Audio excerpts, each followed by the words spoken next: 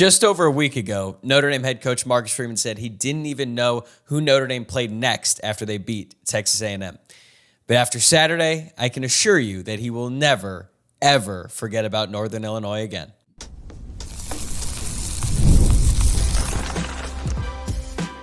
You are Locked On Irish, your daily podcast on the Notre Dame Fighting Irish. Part of the Locked On Podcast Network, your team every day.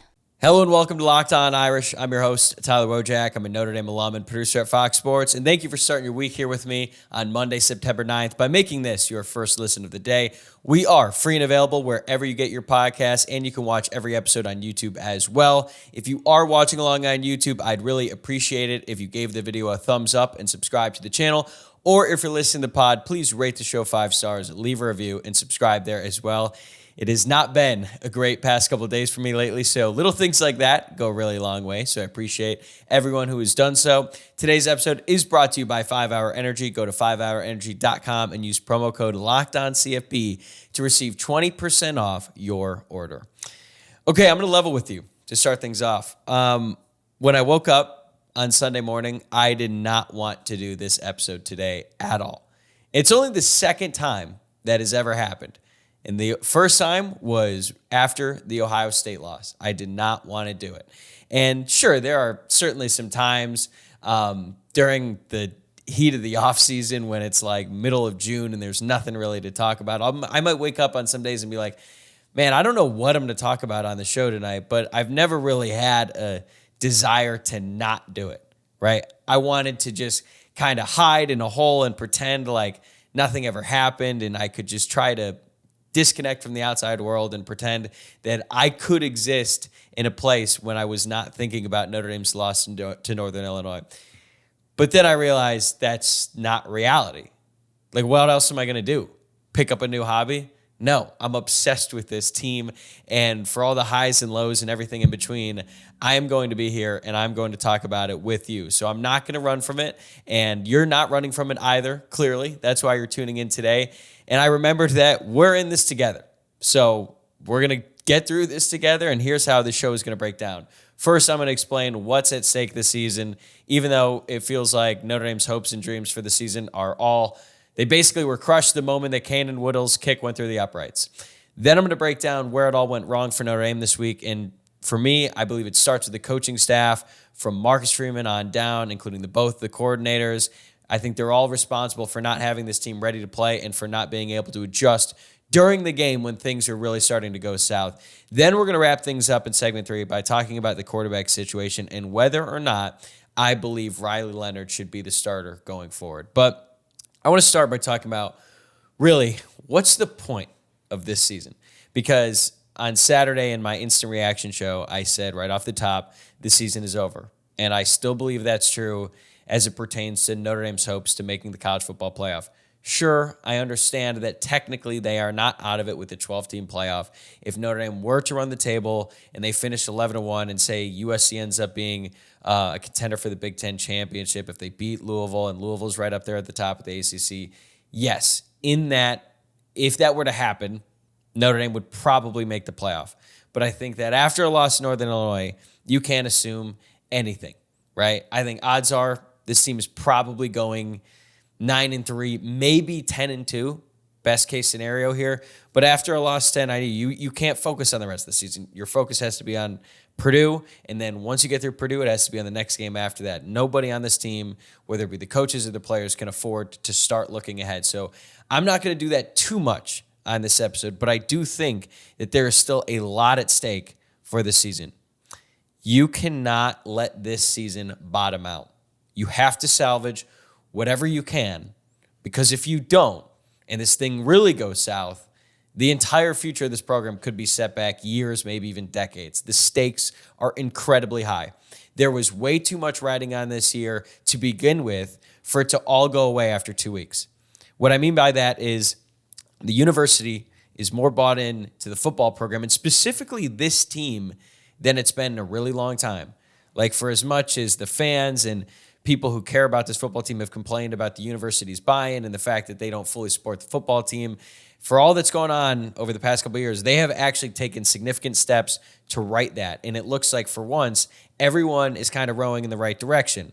Notre Dame is building a new state-of-the-art football facility. They paid a lot of money for the coordinators, more money than they're used to paying ever, really. I mean, it was just, 7 years ago when Mike Elko left Notre Dame for a much bigger payday at Texas A&M? Well, then this past offseason, Notre Dame signed defensive coordinator Al Golden to a 4-year extension that's worth upwards of $8 million total, which means over $2 million a year.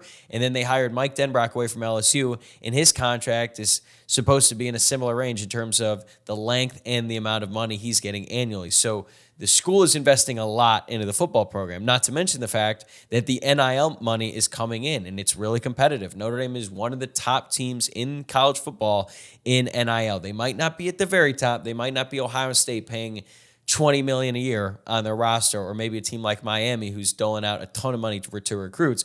But do not get this twisted. Notre Dame is absolutely paying their players a lot of money, and they're also willing to get in the dirt with recruits as well. When you hear about the recruitments of 5-star wide receiver Derek Meadows or Deuce Knight, Notre Dame isn't losing those battles because of NIL anymore. They are willing to pay up, and that takes people from outside the universities, people who still are involved but aren't directly working for the university. They are willing to spend their money on this team. If Notre Dame bottoms out, those people are going to start to ask, why am I spending this money? And it's a fair question. Why is the university paying these coordinators all this money if they end up going 7-5? Is it worth it? It's hard to say that it is. It's really hard to say that it is. And if you're a big-time NIL donor and you pay a bunch of money and you pay it all to the collective, and Notre Dame builds a roster and they get guys in the transfer portal and they get guys like Riley Leonard, who we know costs a lot of money, and they try to build this roster and they pay for guys to come back. And then if they don't capitalize and they play terribly throughout the year, those people are going to start to wonder, what am I paying for? And then in the future, they might not be as willing to pay that kind of money. And if you are not getting that kind of money, then your football program is screwed. It's just the reality of the situation. And with the expectations going into this season, there was a lot of money coming in, and there was a lot of tension on, hey, is this worth it? Well, after the loss to Northern Illinois, it's really hard to say that it is. But if Notre Dame is able to figure things out, if they're able to right the ship a little bit, and they get to 10-2, yes, it will still be an extremely disappointing season. I don't know if they'll make the playoff at 10-2. But the point is that it didn't go all the way bad. And it's an unfortunate way to look at the season, but really the stakes have to be more focused on preventing the worst case scenario from happening, because part of the worst case scenario just happened. Notre Dame just lost to Northern Illinois at home, 16-14 in the home opener. Like, if you were to paint the picture of the worst case scenario for the season, it starts with that, right? And there are certainly ways that this season could end up getting worse. And now Notre Dame and everyone involved in that football program has to do everything that they possibly can to prevent the worst case scenario from happening. And look, if you're listening to this, or if you're watching this and you're thinking, well, that kind of sucks, preventing the worst case from happening is not really a fun way to approach the season, especially when just a couple of days ago we were talking about this team making a serious run in the college football playoff. I agree, but that's just the reality after you lose to a MAC school at home.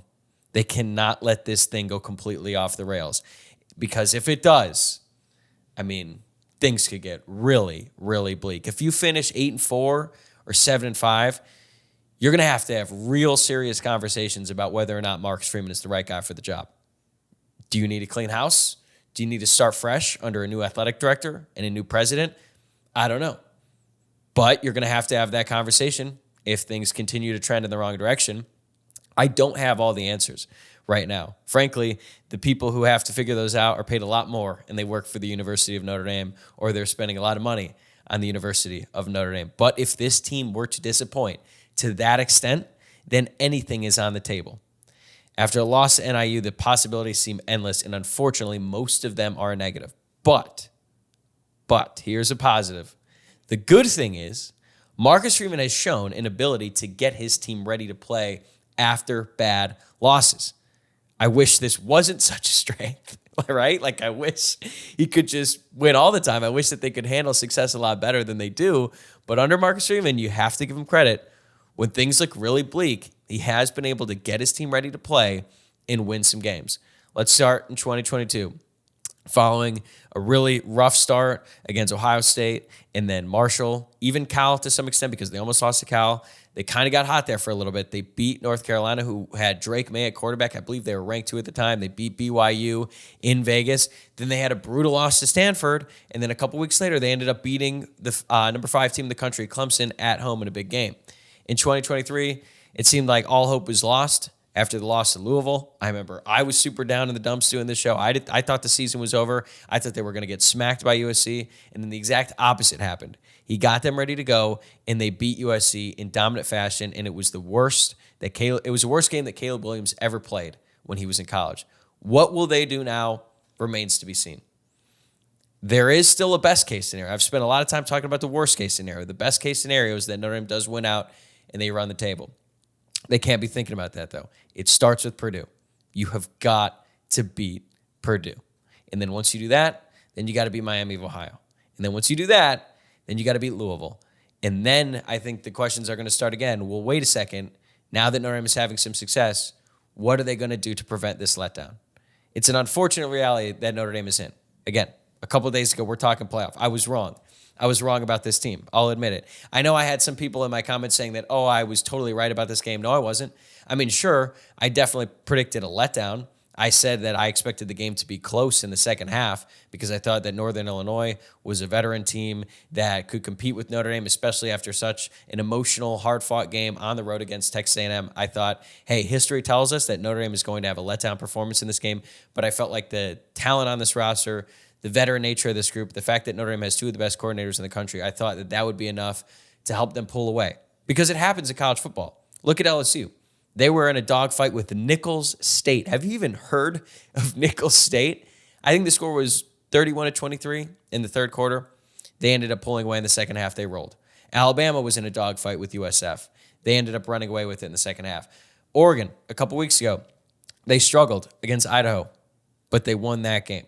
Notre Dame did not win this game. They fell. They were not able to pull away in the second half.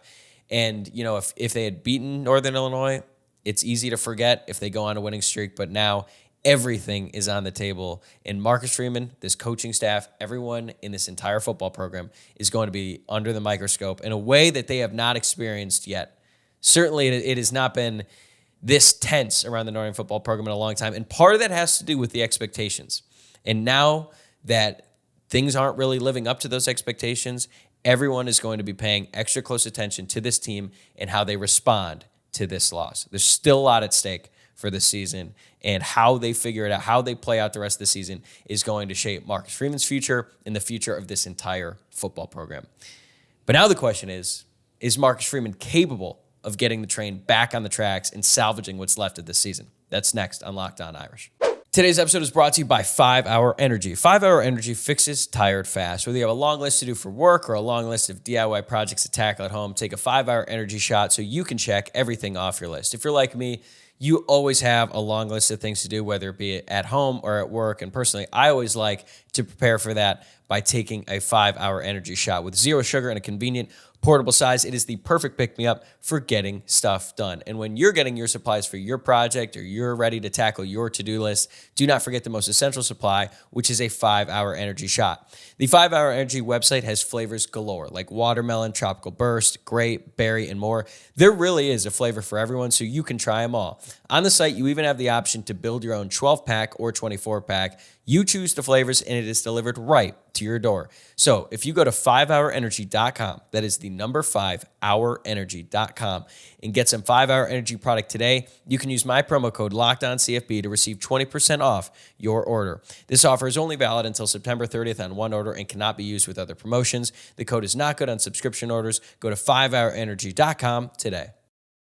Whenever a team suffers a disappointing loss like this, obviously part of that responsibility is going to fall on the players, especially in a game like this when Notre Dame clearly is more talented than Northern Illinois. Like, it's not even up for debate. We have seen Notre Dame's players play on big stages and perform really well. So when the players are not performing at their best and they play down to the competition, that falls on the coaching staff. And that is why I believe the coaching staff is ultimately responsible for Notre Dame's loss to Northern Illinois. And it starts at the top with Marcus Freeman. And I'm just going to be honest. My faith in Marcus Freeman's ability to lead this program is certainly in jeopardy. It's about as low as it's ever been, right? And I'm certainly not the only one who feels this way. I'm not saying that I'm out on Marcus Freeman or that they should fire him or anything like that. But frankly, he has not done enough as a head coach of this program to prove to anyone that he is clearly the guy who is going to get this team and this program back to where they need to be. There have been plenty of positive signs along the way. I think he's great at a lot of things. Marcus Freeman is a great recruiter. He's hired a really good staff, at least I think. He's good at evaluating players. He's charismatic. He understands the modern age of college football. He understands what it takes to build a good roster. He understands the importance of NIL, building relationships. He is a phenomenal representative of the University of Notre Dame, and that is why so many people like him. But none of it matters if you cannot win on Saturdays consistently, and he has not been able to do that since he became the head coach of Notre Dame. We understood from the moment that Notre Dame hired him that he was going to have to learn on the job, and I think he developed a lot of grace for that. I mean, he went 8-4 in his first season as head coach with 2 brutal losses and a loss on the road to an arch rival in which their starting quarterback basically won the Heisman in that game and danced all over the Irish, and people were willing to forgive him for that. And then even in year 2, when there were some brutal losses there, fans were okay with it because they felt it's only year 2, things are trending in the right direction. But when you look back to 2023 and the 10 men on the field and the fact that Notre Dame completely choked against Ohio State, I thought that was on the head coach, and I thought the lackluster performances against Louisville and Clemson were also on the coaching staff. And now we are in year 3, and it is happening again. This is a pattern, and it has to stop. And there has been nothing, there's no evidence that it's going to stop anytime soon. When I think about Freeman, I think about like a great chef, okay? Because if a chef has great ingredients but has no clue how to use them, then the meal is probably going to suck, even if the ingredients are good on their own. Like, if you gave me, and I feel like I'm a pretty good cook, if you gave me the best ingredients in the entire world and you wanted me to cook this elaborate meal, it's not going to be that good. I'm just going to be honest. And I even feel pretty good about my cooking abilities. But it also reminds me of a time when I think he's like my second cousin, who is a chef, he came to my family's home in Louisville. He was staying in town for the Kentucky Derby. And because he had a room to sleep in, my parents weren't going to charge him, obviously, but he felt that the best way to show his appreciation was by cooking for the family. Well, because it was the Derby weekend in Kentucky, we didn't really plan on cooking. Usually you go out to eat, right? So our fridge and our pantry was basically just scraps at that point. But he was adamant. He was like, I want to cook for you guys. I want to cook for you guys. And my mom was like, there's really nothing in this fridge. Like, I don't know what you want to make. And he's like, trust me, I got it. My cousin, or second cousin, he basically cooked one of the best meals I've ever had using whatever was in the fridge. I think it was like some chicken, broccoli, medley. It was phenomenal, right? And these were scraps. Hell, the chicken might have even been freezer burnt, right? But he was a great chef, and he took what ingredients he could, and he made a delicious meal. The best chefs in the entire world have the best ingredients, and they know exactly how to maximize them. The best coaches in college football get the best players because they're tireless workers on the recruiting trail, and they know how to get them to play at their very best every Saturday. Marcus Freeman knows how to get the right ingredients, but he does not know how to get them to play to their best on Saturdays, and it's really concerning, right? There are plenty of signs that Marcus Freeman knows what he's doing during the offseason. And then we get into the season, and then we have games like this where Notre Dame loses to a team that they are much better than, and everything is in question again. And when he was at his press conference, he looked like a guy who had no idea how that just happened. And if you are the head coach of a football program, you have to have a better sense of your team, the pulse. You have to have some idea of what went wrong and why. And I understand that there's nothing he could have said that would have made anyone feel better after a loss like that, but he looked, I don't want to say clueless, but certainly a man who was lost at his press conference, and that is a major, major concern. But it's not just Marcus Freeman. I do not want to put all the blame on him specifically in this game. Let's talk about offensive coordinator Mike Denbrock. I would say that the Denbrock experience has been a disappointment, to say the least. It's not all on him. Part of this is on the young offensive line, who took a big step back on Saturday. They allowed 10 pressures to a Northern Illinois defensive line that didn't even have their best player. They had 2 sacks, another quarterback hit on top of that. Riley Leonard was under pressure all night. So, that isn't ideal for Mike Denbrock, and I felt like his game plan against Texas A&M was pretty solid. He didn't try anything too crazy. He tried to just basically help his offensive line the best he could. There wasn't anything crazy going on, and I felt like, okay, that game plan was just do whatever you need to do to win. But against Northern Illinois, there just seemed like there was no creativity. And he has not schemed up enough explosives yet. There have not been enough plays where guys are just wide open, or there's a huge hole, or the defense at Northern Illinois is completely lost and Notre Dame just breaks off a big play. That hasn't happened yet. Every single big play that Notre Dame has made this entire year has been because one player stepped up and made a great play. Like Riley Leonard fought his way for a touchdown earlier in the game. Jeremiah Love made one of the most athletic plays I've ever seen a Notre Dame player make when he hurdled that defender to score the touchdown. His touchdown run at the end of the Texas A&M game was basically all on him, and some great blocking there by Cooper Flanagan in the offensive line. But where are the big plays where the defense just looks lost?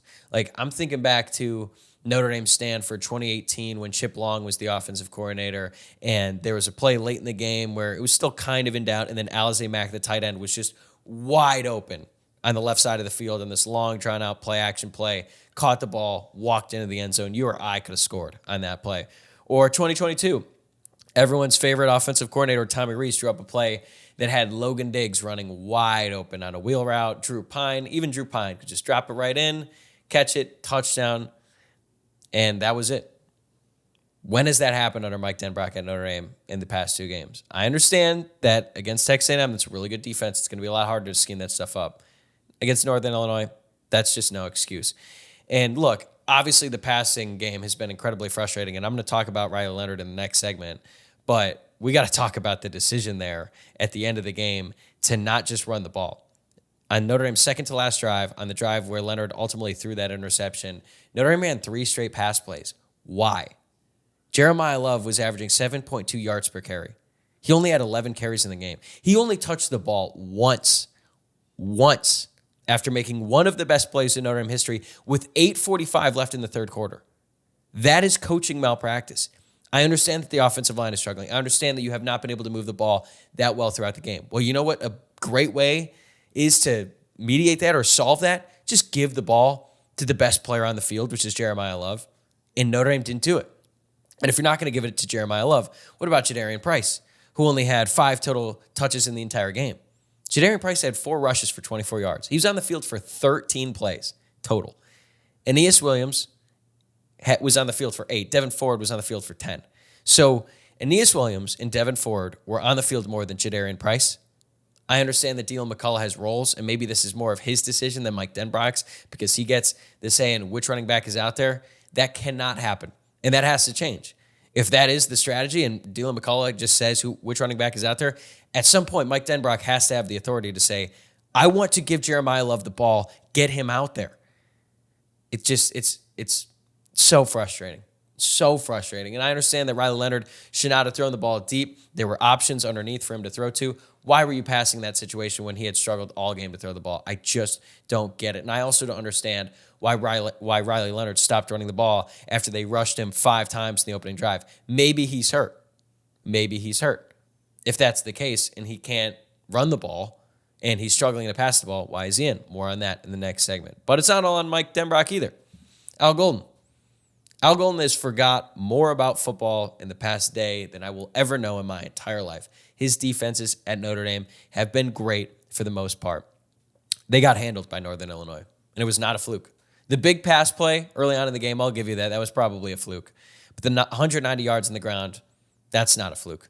And this is a pattern. Whenever Notre Dame loses a lot of their losses under Al Golden as a defensive coordinator, the opposing team has been able to run the ball at will. Northern Illinois, 190 rushing yards. Clemson in 2023, Phil Maffa, 36 carries, 186 rushing yards, 2 touchdowns.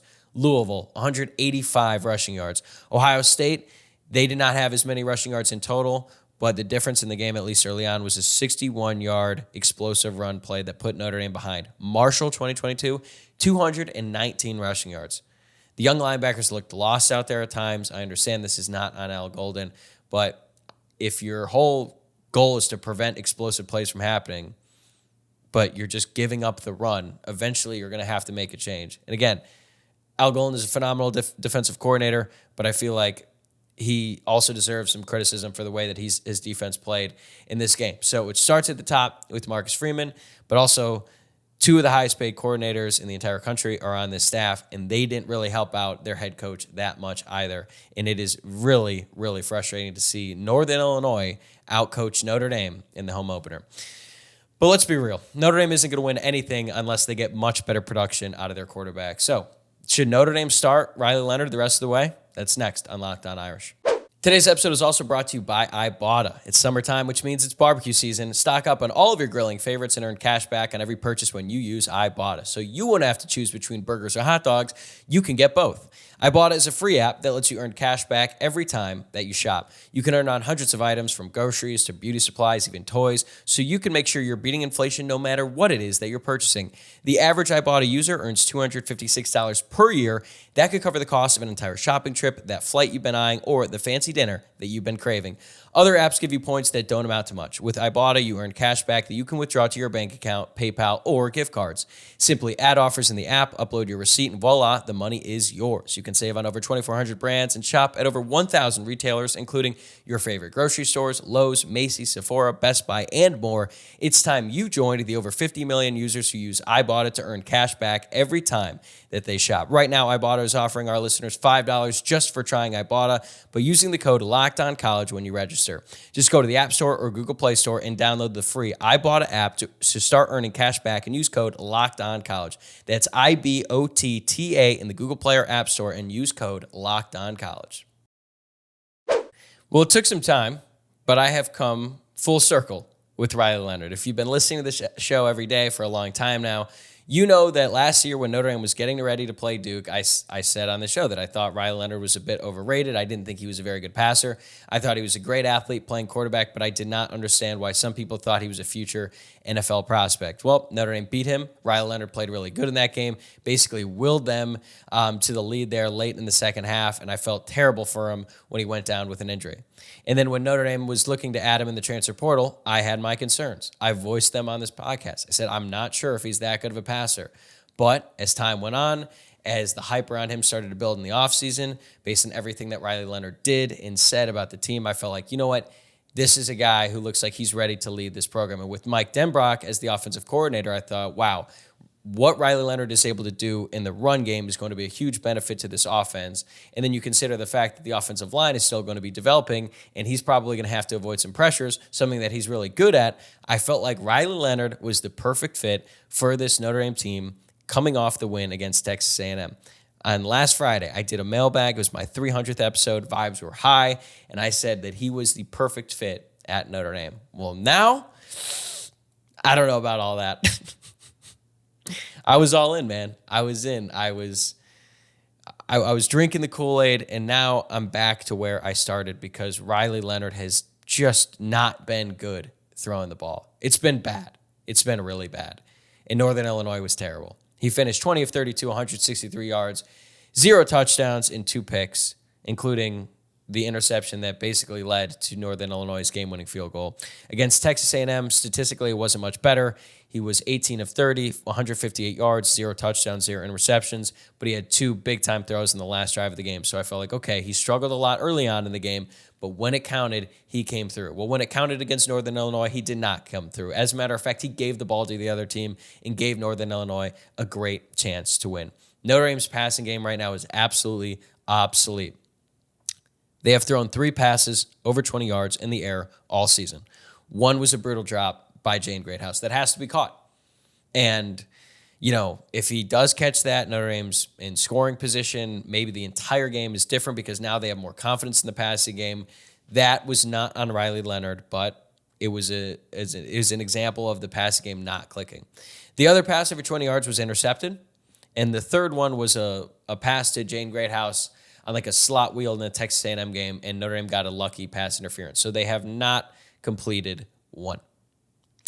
He is also 8 of 20 throwing the ball over 10 yards, according to our good buddy Greg Flamung from Irish Sports Daily. That's bad. That ain't cutting it. It doesn't matter who is at, that's really, really bad, and that is not going to win you games in the modern era of college football. So a lot of fans are wondering, should Riley Leonard be benched? Should Notre Dame look to Steve Angeli? What are they going to do against Purdue? Well, Marcus Freeman has a press conference today. I'm sure that he's going to be asked about Riley Leonard in his health status going up against Purdue and whether or not he is going to be the starter. Let me make this clear. If Riley Leonard is healthy, I think he is the best option at quarterback because I think he is better than Steve Angeli. It's not good enough. He certainly needs to play a lot better, but if he's better than Steve Angeli, then you can't make that switch. Hear me out. I feel very confident that the staff is much more confident in Riley Leonard than Steve Angeli. And for that reason, I am more confident in Riley Leonard than Steve Angeli. And I understand that the fans want to see Steve Angeli, but why are they so convinced that he is going to go out there and it's going to be better? Because he performed well in garbage time last year? Okay. Against who? Wake Forest? Pitt? That doesn't really matter. The stakes are incredibly low. He had one good game against Oregon State in the Sun Bowl. I was really impressed by what Steve Angeli did in that game. I'm not trying to criticize his performance in the slightest, but can we stop pretending like that Oregon State team was anything close to what their defense was during the season? I mean, they were decimated. And yeah, I understand that Notre Dame was missing some starters, but it's okay, so it's basically a scrimmage of the backups going up against each other, and because he played well in that, you want to anoint him the starting quarterback? I just don't see it that way. Two things can be true. What Leonard has done on the field is not nearly good enough, but he is still probably a better option than Steve Angeli. Because if Steve Angeli were actually that good, then he would show it in practice. He would show it in meetings, and the coaching staff would believe in him, and they would not have gone to the transfer portal and gotten a quarterback. And at the very least, they would have at least entertained a quarterback competition. Even when Notre Dame got Sam Hartman, they still kind of acted like it was a quarterback competition between Sam Hartman and Tyler Buchner throughout spring practice. Then Sam Hartman won the job. By the end of the spring, Tyler Buchner was out. They didn't even entertain a quarterback competition. You know why? Because they think that Riley Leonard is that much better. But I will say a big reason why I think they like Riley Leonard more is because of what he's able to do with his legs. And if he's not healthy and they aren't willing to run him, then all of a sudden I am willing to have the conversation about Steve Angeli playing over Riley Leonard. Because if Steve Angeli is healthy and Riley Leonard is not, and Riley Leonard can only pass, in that case, I think, Steve Angeli is a better option. And Riley Leonard took some shots in that game against Northern Illinois. He took some shots against Texas A&M. He came up wincing multiple times. There was a moment after he basically just threw it backwards. It was a fumble. It wasn't even a grounding, where he was really babying his left shoulder, and he did not look right the rest of the game. And I think it's very interesting that Notre Dame was willing to run designed quarterback runs 5 times on the opening drive, and they completely abandoned it in the second half at a time when the offense was really struggling to do anything.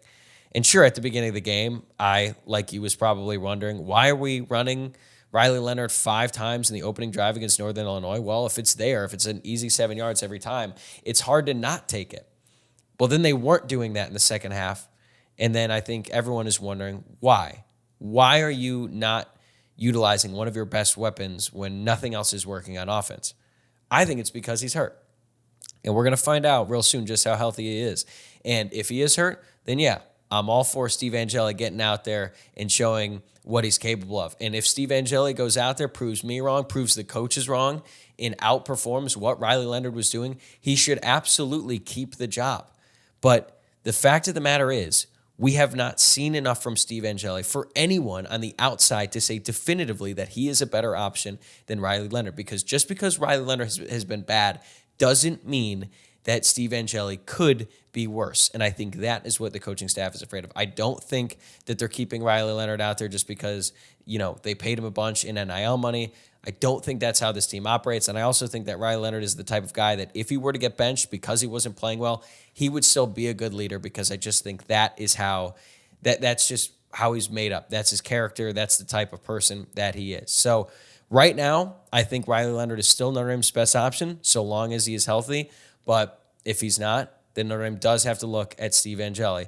Or if Notre Dame loses a couple more games this season and they are completely out of the playoff race, in that moment, then you got to look at Steve Angeli or you got to look at Kenny Minchey. I think that CJ Carr is way too far down the depth chart right now for him to get serious looks. And for the fans who are saying, well, they should just play Minchey or Carr because they are the quarterbacks of the future. While I agree that they are the quarterbacks of the future, for all the reasons I just mentioned in the first segment, you cannot just throw away this season by giving these young guys reps, because there is so much still at stake in this season. So they need to play their best option. Right now, I think it's Riley Leonard. I could be proven wrong, and maybe time will tell if he really is the best option. But the coaching staff sees these guys every single day in practice. They know way more about Riley Leonard, Steve Angeli, Kenny Minchey, or CJ Carr than any of us on the outside see, even in the games. And the fact that they did not even consider Steve Angeli as the starter is pretty telling to me. We're going to find out more in the near future if Riley Leonard can step his game up, because that is the best case for Notre Dame. I really think that somewhere inside Riley Leonard is a really great quarterback because of what he can do with his legs. I think he has a strong arm. I think that he made some really good throws in the game. The wheel to Jaden Greathouse was perfectly thrown. He had some nice catches or nice passes to Mitchell Evans there on third down. So it's like we see it. We know he's got it in him.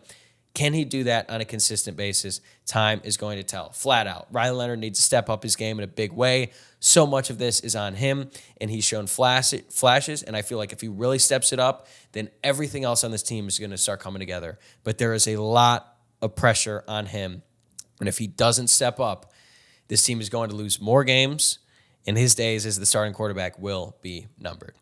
All right.